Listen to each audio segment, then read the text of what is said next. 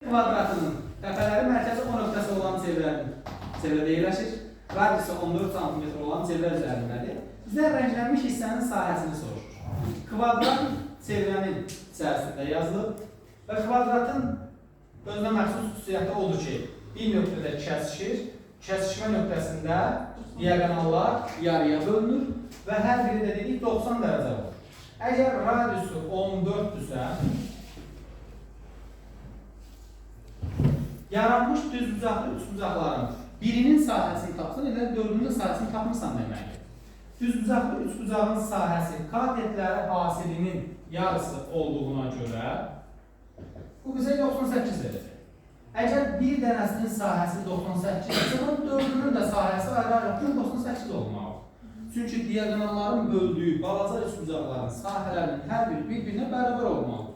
Buradan da görür, 14 bölünsün 2. Bizdən 3 dənə 98 lazımdır yəni. 3 vurulsun 98, o da bərabərdir 294-ə.